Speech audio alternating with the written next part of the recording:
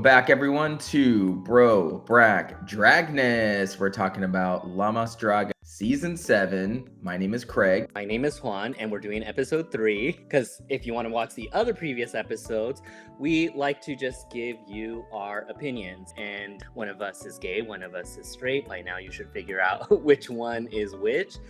And we just want to thank those people that have tuned in. We really do appreciate if you're watching us, give us a like. If you don't like us, go ahead and give us a comment. Let us know why. Share your opinion. We're always really receptive to that. That's my opinion! And let's get right into it. Yeah, let's get straight into it. All right. So we open up the scene with Johnny Carmona, who, with his Oli Oli Oli, talks about what the theme of the episode will be. And the theme of the episode will be La Más Dulce. And specifically, it must be Mexican candy. What these? What this one? About midnight.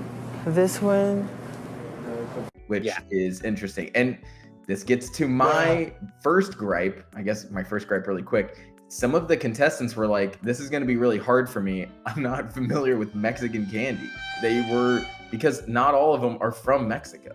That is really true. I also wanted to just go ahead and say apologies for my quick setup. It's not the same as normal. It's just different arrangements. There was mention, I believe, hang on, let me see. We have Caos, we have Moon. Caos and Moon, and Calypso are the only ones that are not from Mexico.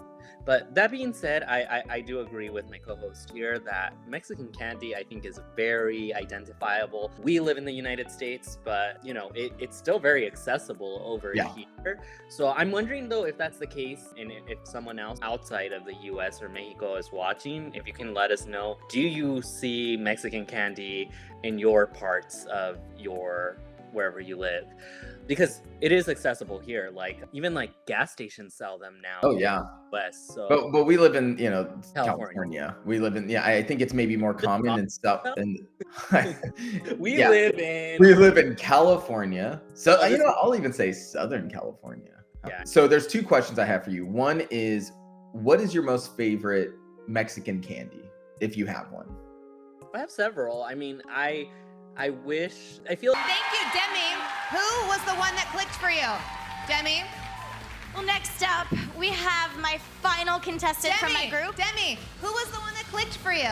Oh, they should figure that out on their own. I'm not gonna say it right here. I want to know, and I think they should know so they know how to work better together. I think that they should just all figure out you.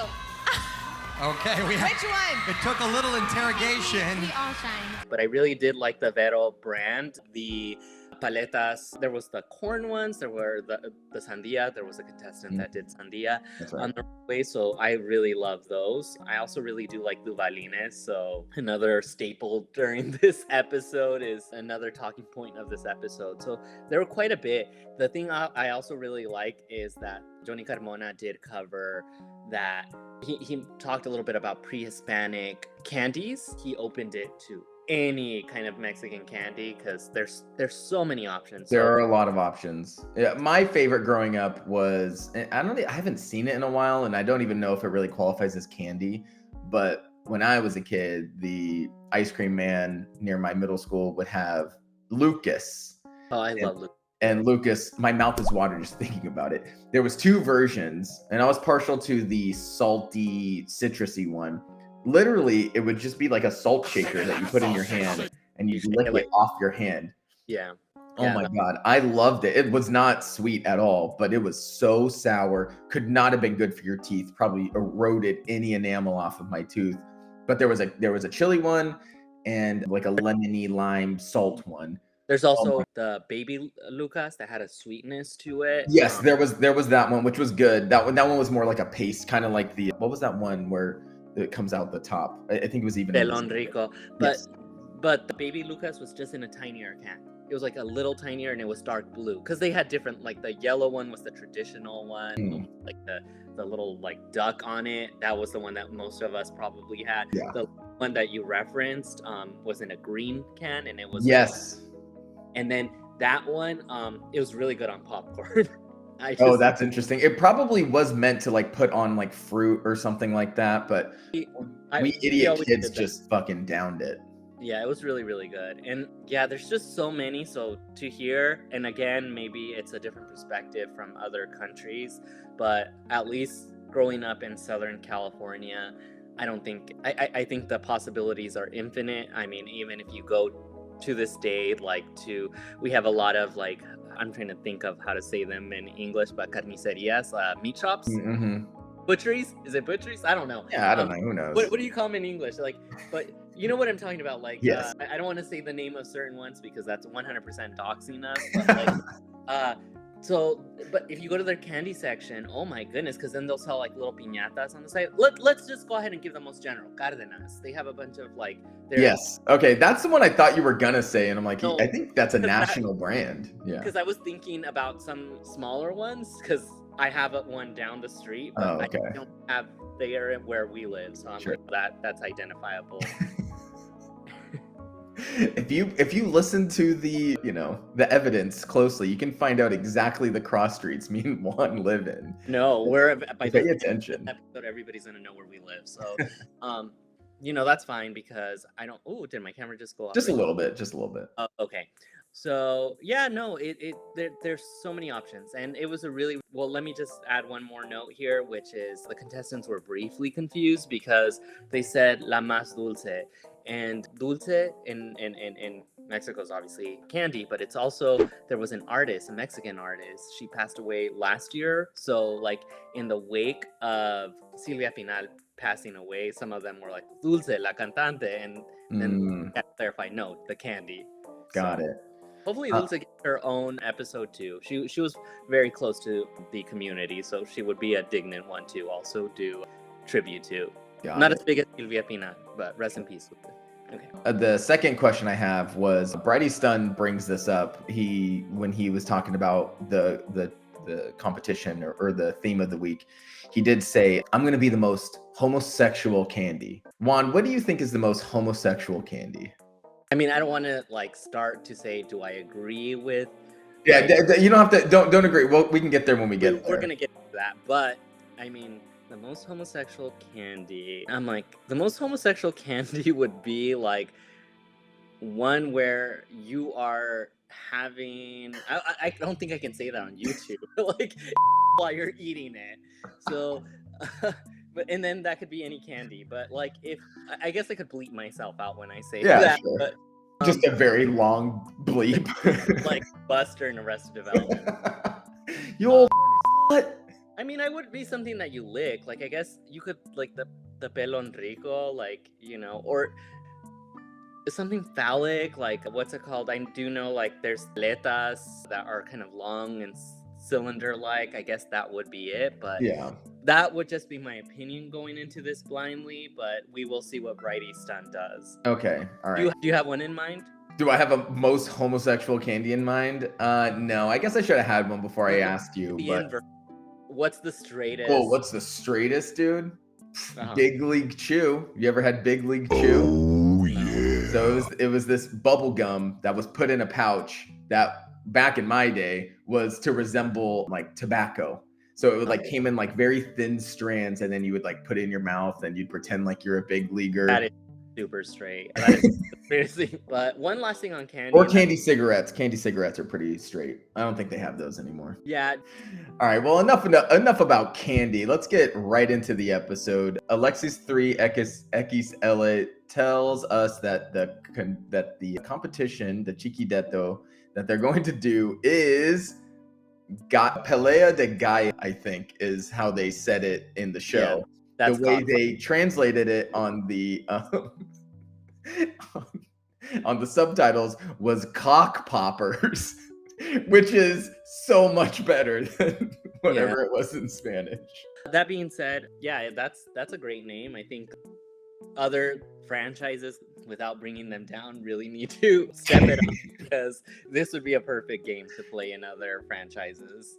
I tend to not like mini challenges, but this was a mini challenge I did like. Again, went a little bit too long and maybe just give them a balloon or two just to start with. But the rules of the game are such. They have 4 balloons on their legs, the colors do not matter. Some of them had one blue one and 3 purple, and I'm like, does that matter? No, I think they ran out of different color balloons. They were to get in groups of 4 to 5, 2 groups of 5, 1 group of 4. Okay, we'll get in your groups and then we'll just go from there. But they didn't think about like, okay, well, what if 2 groups of 5 want to remain and one is left with 3? Okay. So you getting that? I'm getting it. I don't get it. Wait. Before you go to those rules, because I'm like, there was a method in which they organize themselves. They told them in the beginning, get together with whoever you want. Right, with your team, right. And then so they're like, okay, well, I want to be on a good team. So all the friends, all the different cliques got together. And then they had to compete against And then they competed against each other, which I thought was a pretty funny thing to do. So that was pretty much the general rules. They did have to put their arms behind their back, cluck, and step on each other's balloons. There were times throughout where the Alexis would say like, keep clucking and flapping, girls. It was so funny. So there was 3 different heats of people. And by the way, if you have never watched, this is a really good time to get into it, because this isn't new for the show, but they will play Mario Brothers music, like Mario Kart. So this was a note I had. They had a lot of Mario Kart songs, Mario 64 songs. There was I think the winner of the first heat had the Super Smash Brothers Melee victory sound. I think there's more freedom with the fact that it is gaming that is kind of like happening, and then in the spirit of gaming, I don't know. Because I've heard a lot of people use like here, even in the US, they use like the Wii lounge music. Yeah. So I'm wondering if it just has to do with it's a little bit easier. Yeah, maybe.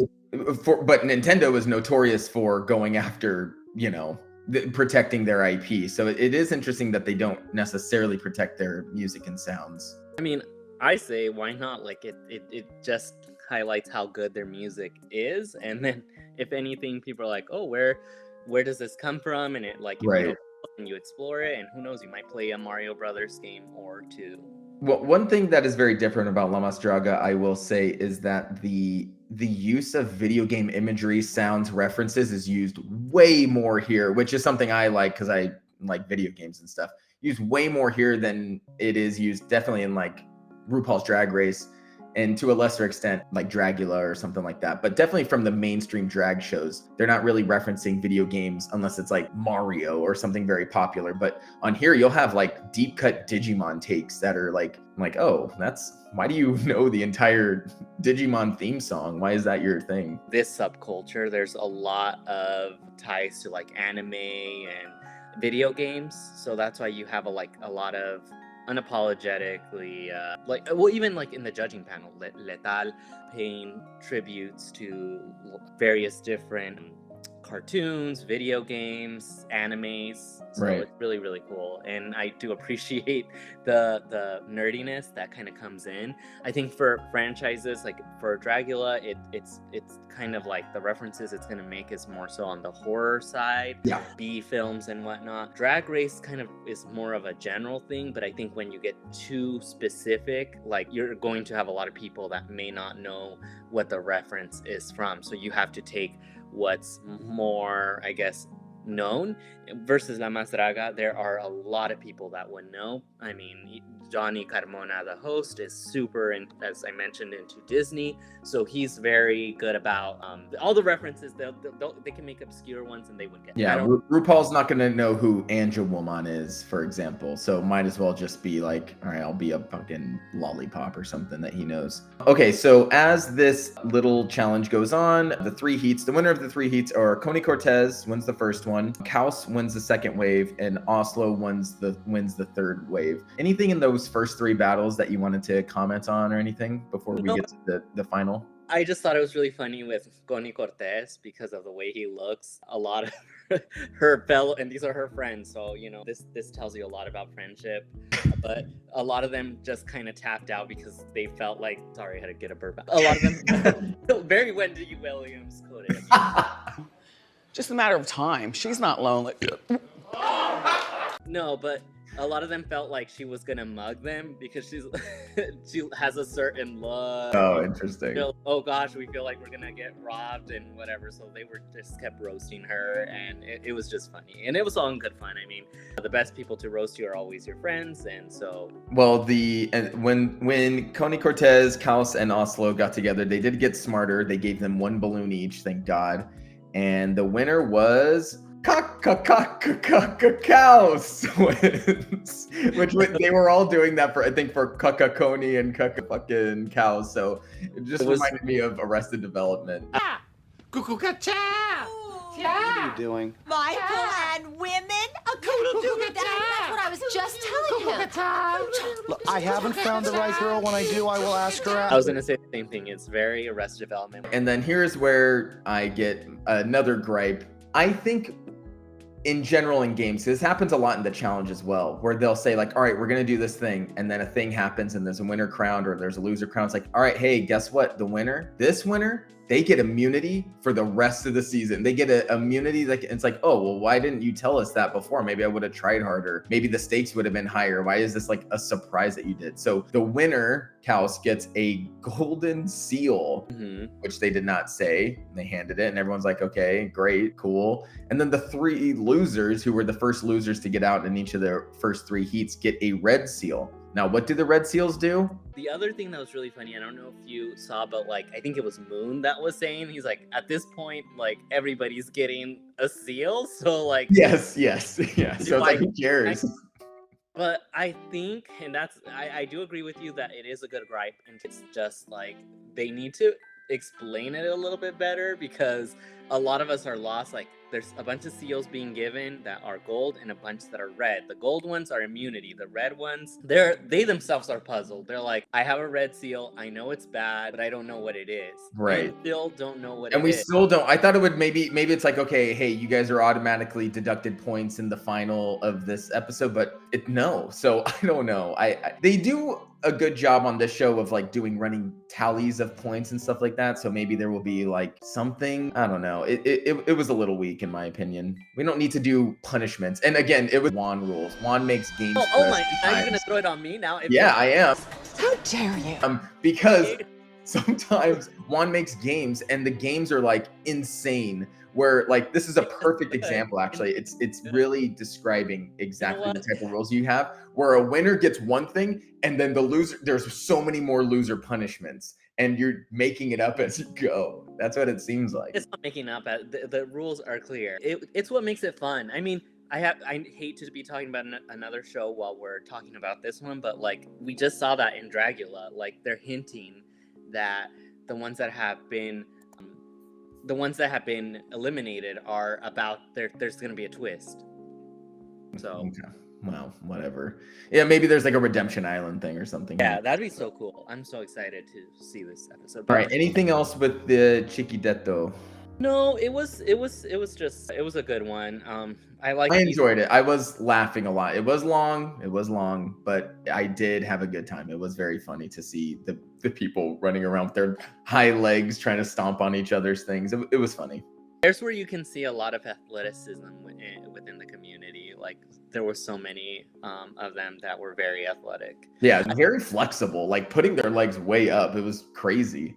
Well, I mean, because all right, let's get into the judges and we'll get into the actual runway. All right, here we are with our wonderful judges and hosts. Let's start with Karime, Pinter. The outfit looked a little cheap, but let me just say this. Coming in with the shade. She's getting hotter and hotter as this season is going on. She looked fucking incredible. She was so hot. That's not my area to cover. Like I'm just okay, let me just say this. She was fucking hot. Straight up. I like the look. I would wear the dress. But I guess okay. Well, see, you know what's funny? You know what's funny about this is, so you and I have a lot of shared interests, including like music videos, which is our original love. So if you ever want to look up music videos, look at our old content, which is still on Twitch, by the way. So, check out Twitch every once in a while. The thing that's funny about it that comment reminds me is we're both watching music videos. We're both watching the exact same music videos. And I'm thinking, damn, Britney Spears looks hot as hell. And you're thinking, wow, Britney Spears looks hot as hell. I wish I was wearing that. Yes, 100%.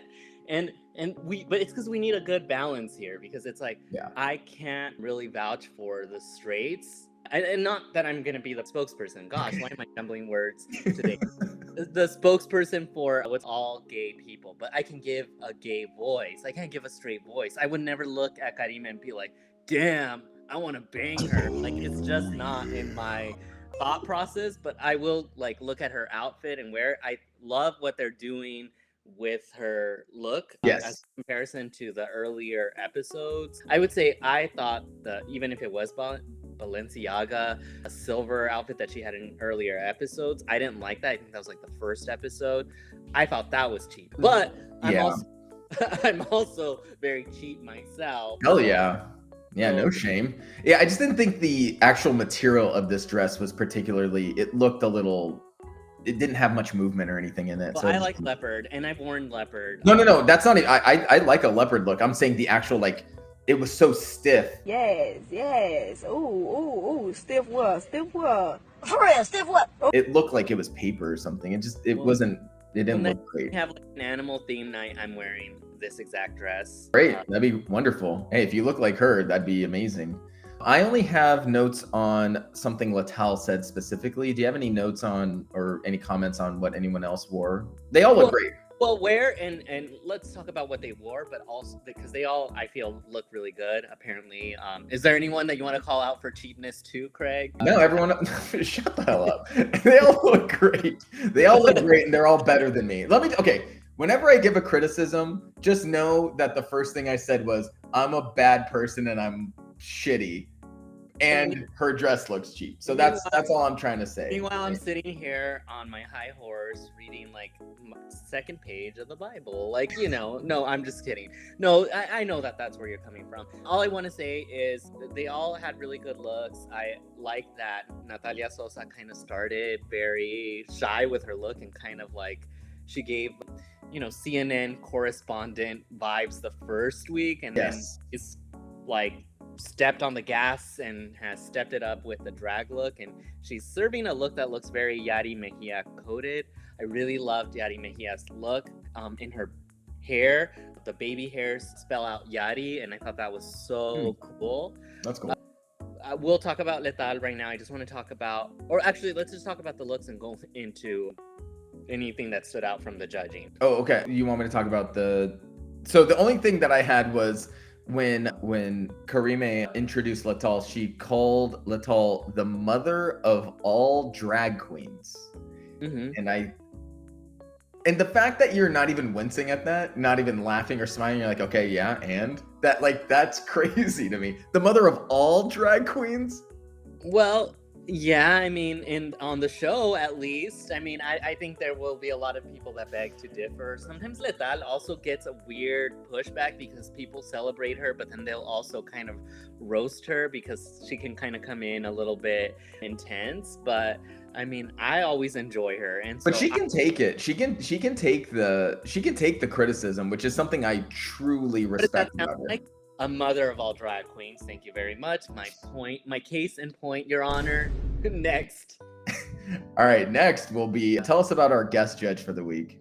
The guest judge? Well, just briefly, I wanted to go back and say that Karima's doing a better job hosting. I still think she needs to be on a 1.5 fast forward with the intros and stuff, but yeah, when she was going through the, like, all right, here are the sponsors or the winners, it's like, oh my god, we gotta speed this up. But I guess that's how you make your money, so I can't. But she is blending in with the panel a lot better, and especially, I'm not gonna throw anyone under the bus, but there's been past hosts that just don't have that dynamic that she's starting to build with her, so that's cool.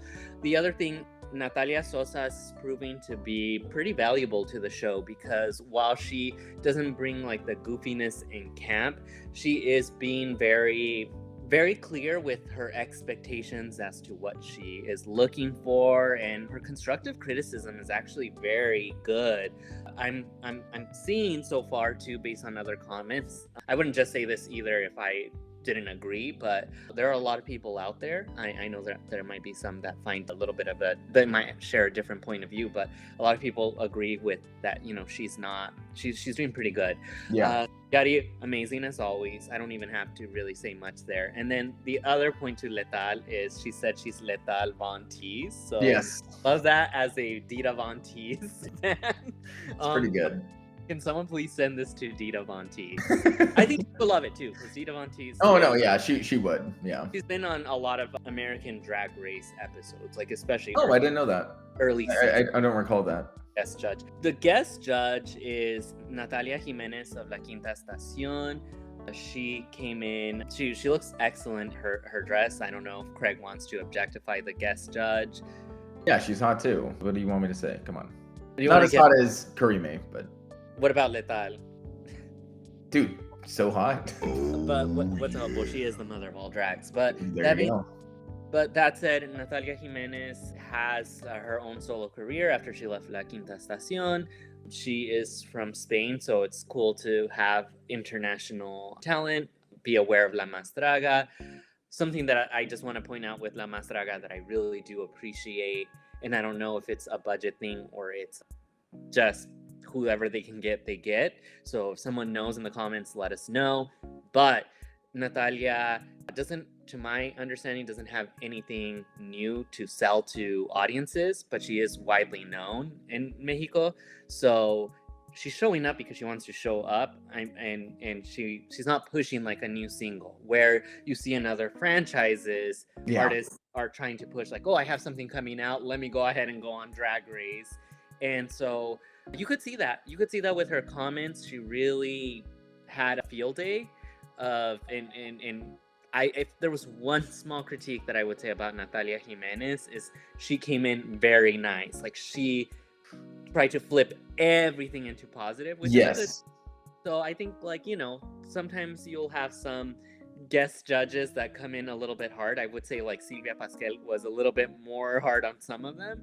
But she started off extremely positive. She's like, thank you so much, blah, blah, blah, blah, blah. And she went like on a whole nice thing. And then she's like, all right, you all look like shit. Oh, yeah. Silvia Pasquel, yeah. Oh, my bad. Yeah. Yeah, that's like if you would have invited my mom, though. Like, oh, my can't. She will roast. But Natalia Jimenez, very different.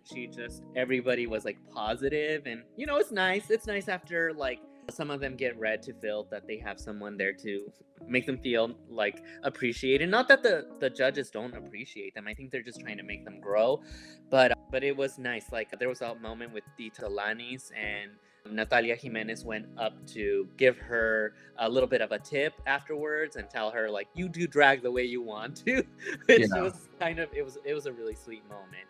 Yeah. And I don't know if you have anything to add, but I just wanted to add that it was also really funny to say that she shared that her daughter with Greta Grimm is also a furry.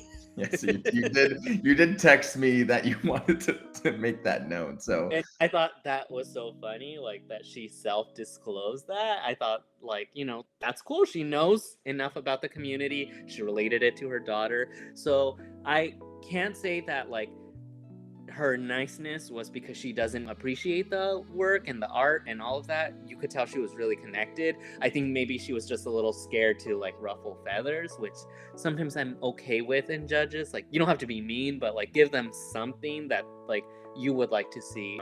I guess not improve, but like just like we're doing here, right?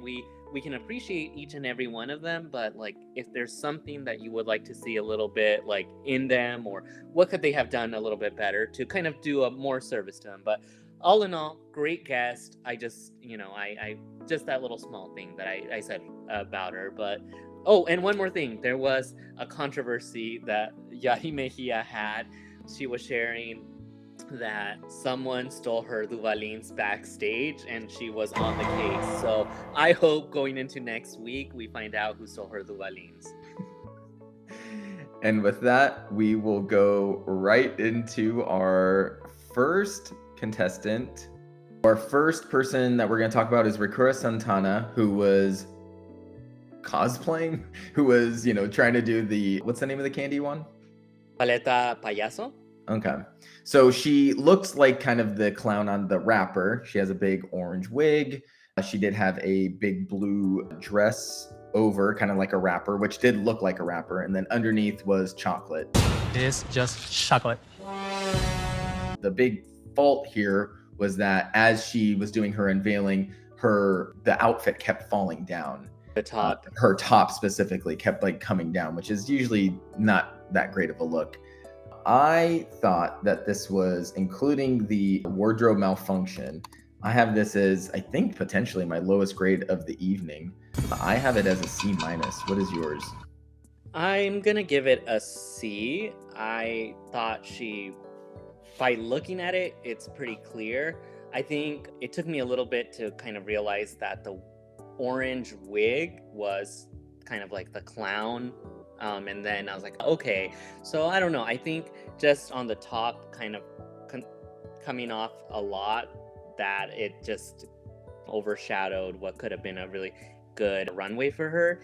And I think that her energy on stage is really, really good. I don't know, she's just very hyper. I feel like she's me after 2 energy drinks.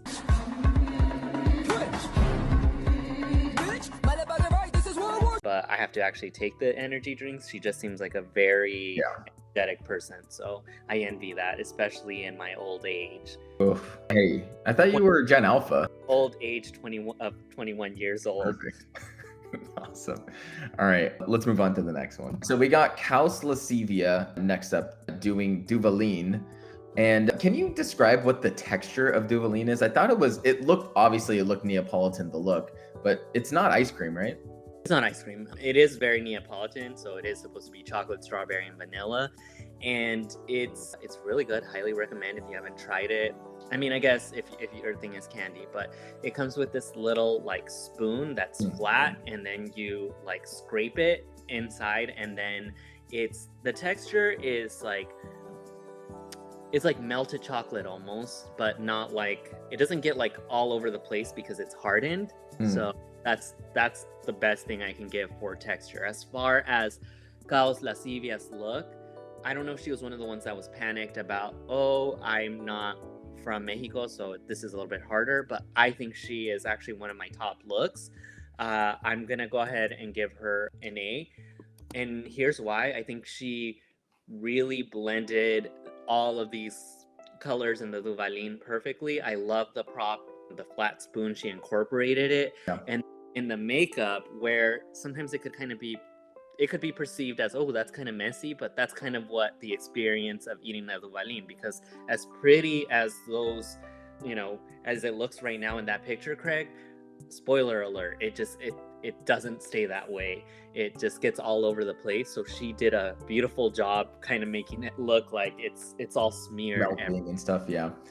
The thing I really liked about this one was the opening scene was kind of like the Duvaline wrapper or something, and it had, I think, her name and maybe her face, or at least had the kid on it. It was really high quality. So great job on her for her prop. I have her a pretty high score, a B. I will say I was giving a lot of high scores this week. This was a really good week, and this is because the theme was broad enough to where I think people could play with kind of interesting themes and stuff, including kind of a more scarier theme, on a new scarier take on candy, which is coming up.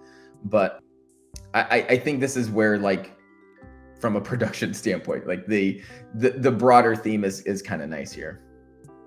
Yeah, I mean, I think they can do that in past weeks, but I think, like, as an appreciation for a general audience, I think that it really lands really well. That doesn't mean like, oh, like it's their competition, right? So we're like watching what they choose, but this is a lot more enjoyable for a broader group of people than just those that would get the reference. Now, I do appreciate even those weeks when they reference very specific types, so I'm not even saying just like Silvia Pinal, because it kind of creates this dialogue of like, oh, who was this person? Let me do a little. But yeah, I agree. This was just so much funner to like see, because I mean, like we were talking about earlier, these candies are very accessible near where we live. So I mean, it's cool to be able to see them on the shelves and then on the runway. Yep. All right, let's move on to Calypso. Next up, we have Calypso in a very unique white dress. Kind of looks like a sombrero, or just a very large hat. I really liked the metallic brown. I think it's a color you don't really see too much on a runway in these types of shows, so I do appreciate that type of look. Now looking at it side by side with the candy, I don't know if it really fit, but it was, I thought, a very good look. I'm gonna give her a B. Where are you at? I am going to first call you out on your grading because, yes, we're already starting this. Fuck. Because while I have agreed with you on a lot of other things, this one we kind of disagree because how are you going to grade this one a B and then the previous one a B when the previous one was a lot better? Like, where's the scale is where I'm saying because... I thought this one was just as good. Okay, fair enough. I don't know if you know this, but drag is art and art is subjective. No, that is true. I'm just saying because you gave this one a critique, you didn't seem to give the other one as much, and they're both Bs. So... Yeah, that's true. I mean, that's fair. Fine, this one's a B plus. Just kidding. I think it's a B. Yeah, that's they fair. were about the same. If that's what you graded it, that's what you graded it. So yeah. Just wanted to give you a little bit of a hard time. But having said that, I actually there is a part of that though that you said that I really do agree with. Calypso, I think overall did a really good job, but when you do see the photos side by side of the reference, the color palette isn't 100% exact.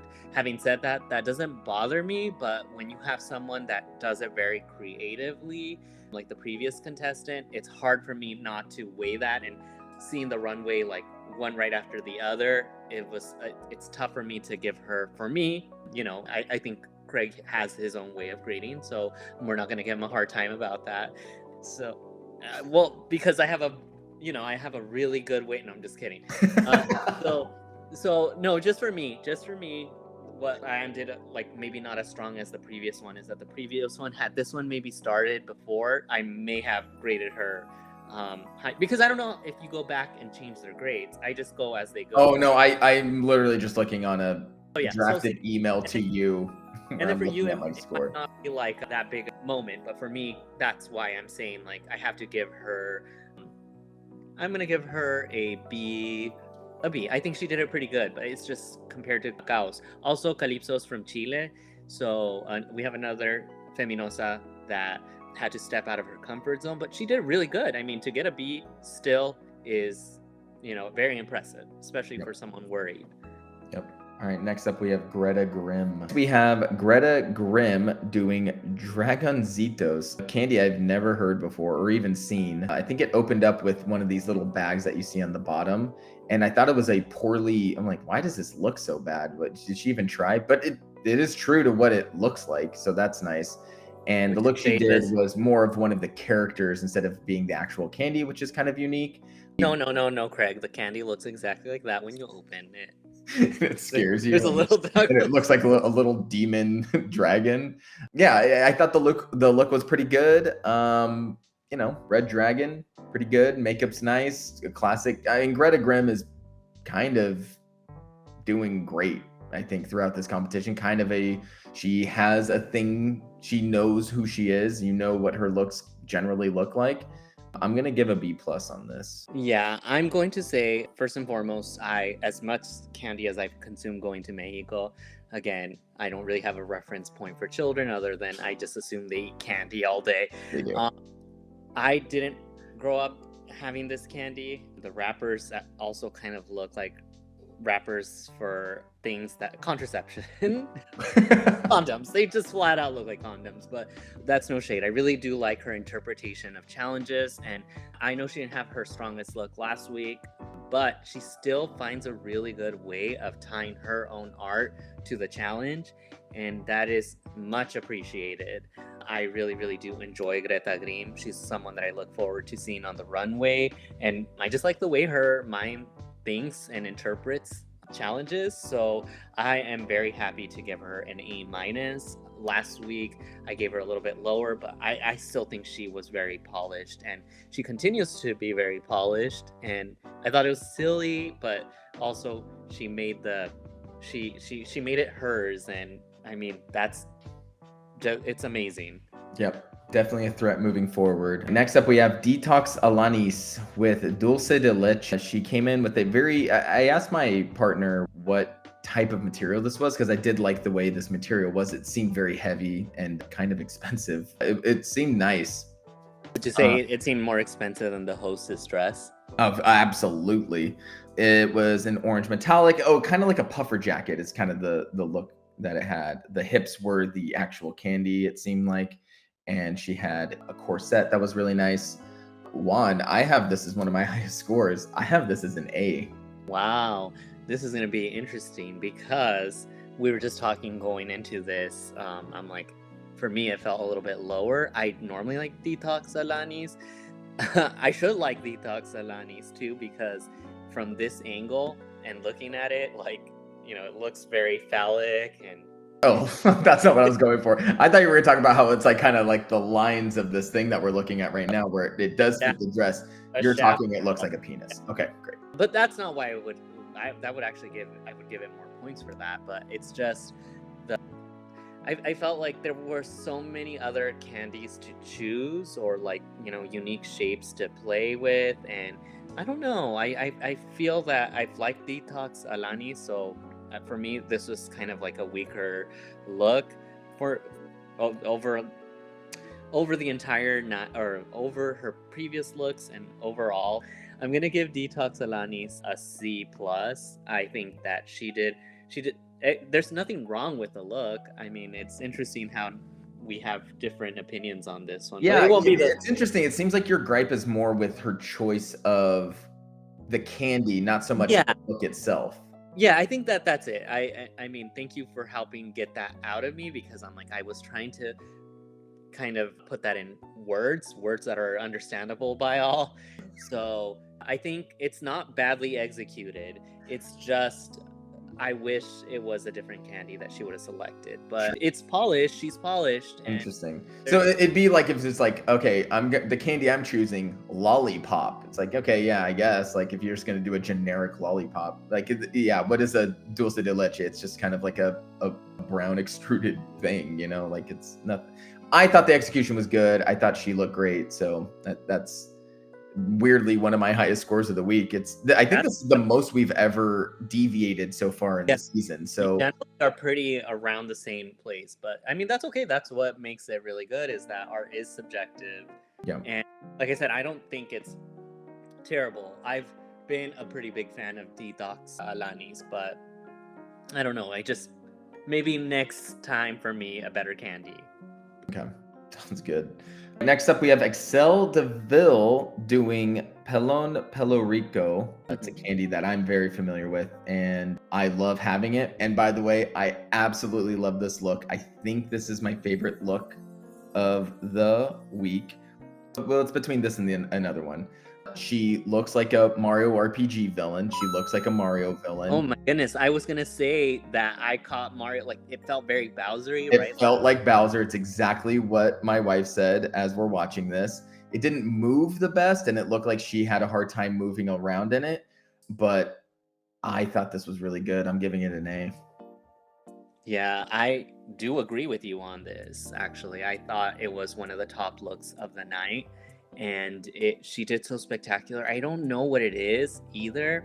Maybe because there's been a contestant that has really overshadowed, but Axel DeVille has been very consistent and very consistently at the top looks. And if you actually, when you see like their rankings and stuff, Axel is consistently in the top. She just hasn't gotten her win, but she's really, really, really good. And she's one of those that I know that outside of the show they try to like, there's like the drama and stuff that a lot of them go for, but I wonder if it is a little bit because they're threatened by how good she is, because she is really, really good week after week after week. Like her win is just inevitable in a challenge, because like Greta Grimm, she has a very unique lens in which she interprets the challenge. I would have never thought about the hair like that. And yes, the only thing that I told my partner was, I think I wish she would have put like a tiny little cap or something, like, or like but other than that, it was almost perfection. So I have to give it an A. I'd be crazy not to. I know I'm giving a lot of A's. I almost feel like Yeah, and that's the thing where last week I feel like my average score that I was giving was like C, between C and B. My average score this week was A and B. I think it was just they were doing a much better job, or maybe it was an easier thing, but the looks were really good. So hey, sometimes it happens that we're just giving One a more- little higher scores than normal. We have Connie Cortez coming up. She is in a Bombones Bianchi look, which I'm guessing is like a marshmallowy type look. It's pretty spot on, you know, nothing, I don't know. It's compared to the other very good looks, this one's seemingly safe, but still above average. I'm giving it a B. Do I have any notes on this? Yeah, there was no reveal. There was nothing really like particularly exciting or whatever, but it was a good interpretation.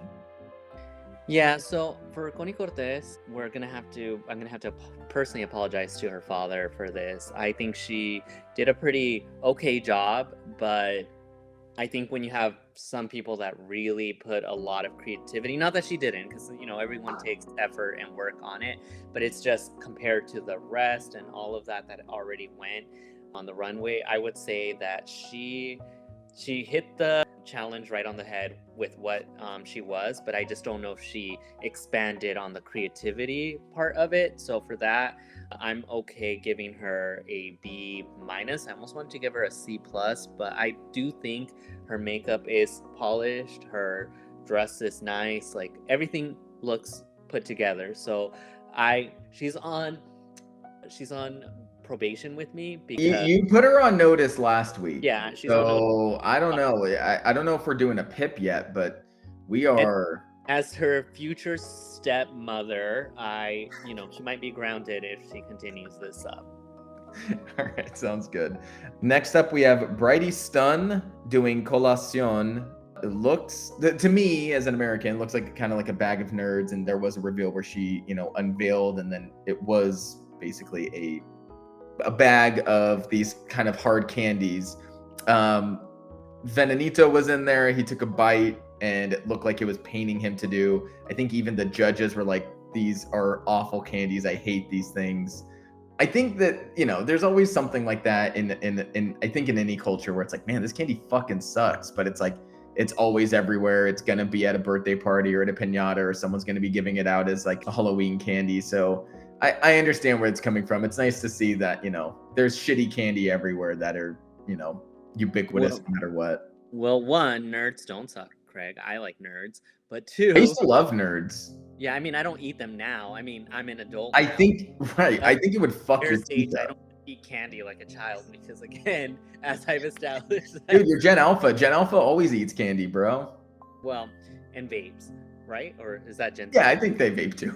So, the thing that I was gonna say is, you are your brother / my partner. Like, what's it called? Because you both said exactly the same thing. Really? What did he say? He said that looks like reminds me of nerds and all of that. So that's interesting. That was your immediate reaction. But having said that, I cannot equate how much worse than nerds this candy is. I just remember growing up, there was a little bodega that we would go to. I think it was like to send money to somewhere in Mexico, like not just somewhere, but like my mom and then dad's relatives.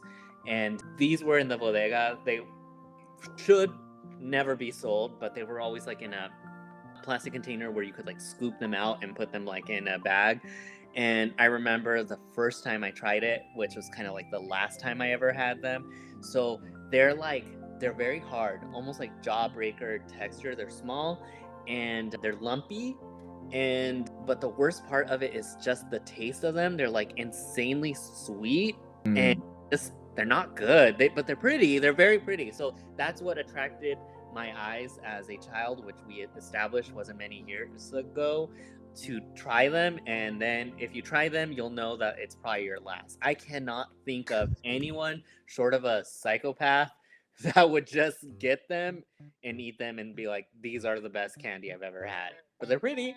And I just want to say that about the candy. As far as Bridie Stun, earlier comment about this is the most homosexual candy. I don't know if I agree with that, think I there's mean, a it's rainbow, I guess. I guess the rainbow part, but I do like her personality. I do like her choice of it because it is a really good talking point.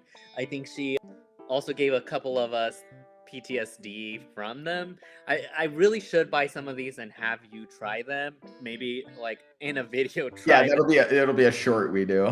And then when you get to that one, you let me know if it's like the most homosexual candy and also what you think about it because it is a lot. And sorry if there's anyone out there that actually enjoys it, but I have not met a person that actually does. I can imagine my dad would have enjoyed them, but I don't remember because I don't have enough. Oh, maybe it's like old people candy. Sometimes that exists. Like my mom likes candy and she will not touch those. Wow. As bad as these candies are, I also think this look is also not as good. One of my weaker scores of the week, I am giving it a C. What grade do you give? You know, I wasn't so angry about it, but I just do think she didn't really look that polished. I think if she would have executed it a little bit better, because yes, you get some of them, but like she's like the bag that has all of them, but then like when you look at them, they don't read as much as like I had to kind of take a little bit of a pause and look. So just on the maybe last week she was a little bit more polished to this week. I feel that I have to be very objective here, and I'm gonna go ahead and agree with my co-host and give her a C. I also wasn't that crazy about it. Yeah, high highs and low lows with Bratty Stun. We'll see how she does throughout the competition. Next, we have Tulsa in a Paleta de Caramelo, which is apparently just kind of like a spiral candy. No specific brand here. So I don't know if that really fits in the prompt of the episode now that I think about it. I mean, we have these types of candies like at Disneyland, but whatever. Unfortunately, I didn't know that going into it. I thought it was like a specific brand. I didn't know, but you know, with the term. I will say this, it has always been known in Mexico like too. So I think it's just maybe like a very worldly type of like, candy. And so it is like there's a show that I'll reference, El Chavo del Ocho, which I'm sure you're familiar with, where like they're adults but they're like playing kids. Yes. And they actually just did a parody of it on SNL recently when Bad Bunny was hosting. Yeah, two of the characters actually, Popis and what's it called, and La Chilindrina always have their, you know, so, you know, she's not missing. Where she kind of does for me anyway is that I felt it was very Club Kid, and at least we're starting to see some more color a little bit on the makeup palette. So I'm gonna be nice and give her a B-, but I almost want to give her a C+. But it was also not one of my favorite looks of the night because I felt like, while I understand it's a paleta, it felt like she was exploring something. But I guess this is my issue with Tulsa right now, is that where Greta Grimm and Axel Deville have this like really unique interpretation of it, I think she tried to do something very different, but in doing so, it's like, I don't know, it just didn't quite land with me specifically. But wow, okay, well, we are on very different planes. I have this as the best score of my week. I think this is the best look of the week for me. I have this as an A. Oftentimes when you see this type of gimmick where there's kind of a longer appendage, maybe like a snake, you see it a lot on Dragula, where there's kind of like a longer tail or like a longer thing. It comes off so bad. Like it's maybe too long, or it bends in like stupid ways or something. This, I thought this longer left arm was really well done. It was the perfect length. It was really unique. Had I known that it was just a generic lollipop, maybe that would have affected it. I thought it was more of like a laffy or like a taffy type of a thing. This is where my American ignorance of and not knowing what the heck this was comes in. I thought it was super well done. It was a really unique look. I really liked it. Yeah, I mean, it's fair. I appreciate your assessment on it. I still maintain mine might be my issue, that I'm trying to figure out who she is. And I'm still not, like, I know she's House of Black and White. I know she likes to work a lot in monochromatic. And like I said, I do appreciate that she's kind of stepping out of that comfort zone. So maybe I have to just let her, I just have to take a little bit more time with her. But I mean, it is a unique look for sure. Next up, we have Nyla Downs in the Paleta de Sandia look. Big dress, very clearly watermelon, very clear. It has a very big prop with the watermelon with the, what is on it? Like chili or something? Some sort Yeah, of, it's like a chile, like a tamarindo base. paste or something. It has this pseudo skirt with these bigger kind of like wired watermelon looks on it. They also had the two drag altar boys come around with like these big giant lips and tongue licking the lollipop. Pretty good look, really good execution. I have it as an A-. Okay. This is actually one of my favorite candies. I really just love the Vero brand and the paletas. I have to say for Nyla, one thing that I'm starting to notice that I don't like as much is just that the clunkiness of some of the props that she has. I think if she, maybe it's a budget thing, but it looks a little on the cheaper side. So that's it's a small read, trust me, because in general, she executed this perfectly. I knew what she was. It was very pretty. Her face looked beautiful in drag. So it's Nyla's, in my opinion, weakest look, but she is still a very solid competitor. Yeah. So I'm gonna give her a B+, but I do like her a lot. I think she's just a top contender. She's definitely a contender, a force to be reckoned with. So congrats, Nyla. We will now go into the spoiler alert. Yeah, spoiler alert. La Mas and La Menos. Is it La Menos? Yeah, like the least. Oh, okay. Almost loser was Candela in a Mambitos look. One funny thing that happened is as she was coming out, the lighting didn't work, so that didn't kind of help for her. But their look it didn't even need some help. It was just so bland. She looks like an Easter basket, which is maybe what she was going for. And I guess she does, in retrospect, look like the candy. The candy props that she has look like kind of. And that's it was just not exciting. It didn't really do anything. It was a little too on the nose for me. I had this as a B-. Yeah, I actually did not like the look at all. Sorry, I didn't mean to like try and chime in when you were finishing your thought. While it kind of looked like the colors of the candy, they have a lot of swirls. I didn't see enough swirls. They were just flat. And I kind of talked about this last week when she did the frame, but I'm expecting a little bit more. So sure, she's a good lip sync queen, but her looks to me have not been necessarily up to par with the rest. I'm going to give her a C. I wasn't crazy about it. Okay. Yeah, I think it was just kind of a safe look. So yeah. I wasn't as offended by it as maybe the hosts were, and I don't think she belonged in the bottom. I think it probably should have been Ricura Santana, but let's go to our winner, Moon, now. Congratulations to our winner, Moon, for the week, using a Pepitoria look. Unfamiliar with this type of candy. She kind of looked like a big giant monster coming out of this thing. I think even the drag altar boys were taking bites and they became sick and died. I hope they'll be able to recover before next episode. I wanted to help Luxie go out so badly. You'll suck the venom out? Is that what you're trying to say? Yeah. I did like the look. I wasn't as enamored with it, and I didn't think it necessarily deserved to win. I do have it as a B+, though. What about you? Yeah, honestly, it took me back that it was the winning look. I felt it was risk, and I guess a risk that paid off for her. Maybe someone in the comments can let us know why you guys think or agree why it was a winning look.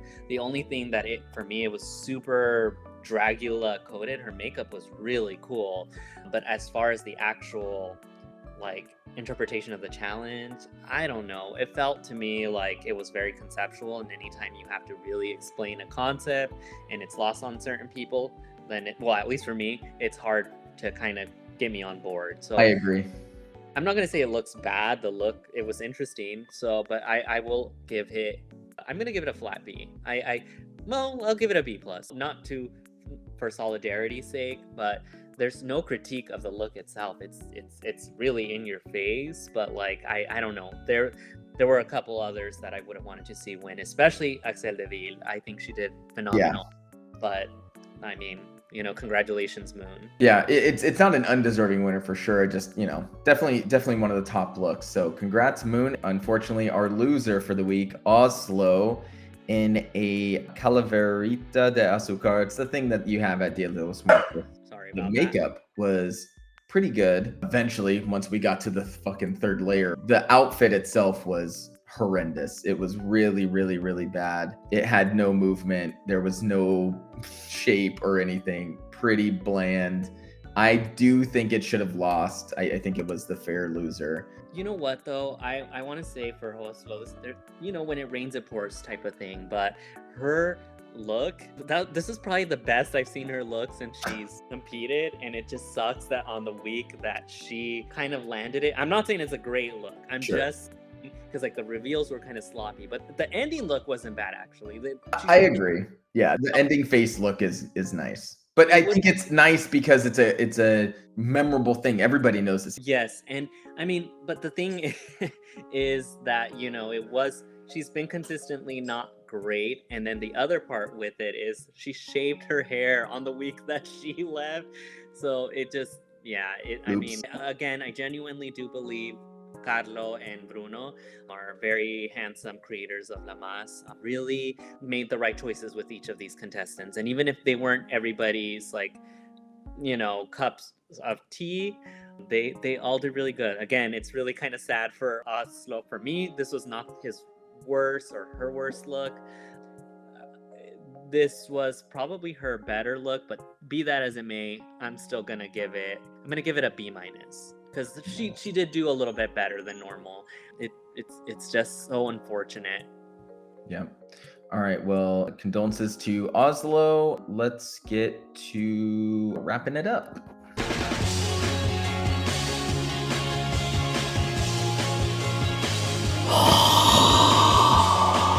All right. Well, to wrap it up, I think a thing we're going to start doing is we're going to give a little bit of money to the people that I think Juan and I both agree are deserving.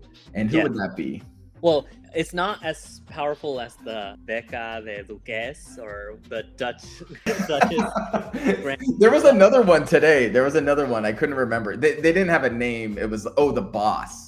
They said, who was the boss? Yeah, there's all these seals being given left and right. At some point, it is going to be very hard to know what they do. But that being said, yes, we thought it'd be a really good idea. And, these feminosas put a lot of work and everything into their looks. So we thought it'd be great that at the end of our episode, since they give us so much, returning that back and giving them a little bit of something. So our top feminosa, do you want to announce it, Craig? No, you do it. You do it. Okay, because we're both in agreement and they all did really good. We don't want to have any pretense here, but let us know also in the comments if you agree or not. Again, remember to tip your feminosas. They put so much work into it. They also put their, I don't know, not their banking information, but their Venmos and PayPals when they're doing the runway. So that's a great way to support them. Our winner is Axel Deville. We will be sending you, I don't know if you have PayPal. I think there's a bank. Yeah, there's a million different paying methods. However, it is on the runway. It will be coming to you sometime this week. So thank you very much, everybody, for watching us. Give us a like. If you are enjoying our content, don't forget to subscribe. And join the comments. Join the fun. We welcome differing opinions, shared opinions. If you don't like these videos, still let us know in the comments. Yeah, please. We need feedback. Next week for episode 4, but thank you very much. Anything else to say, Craig? Nope, that's all. Thanks, y'all. Right. Bye.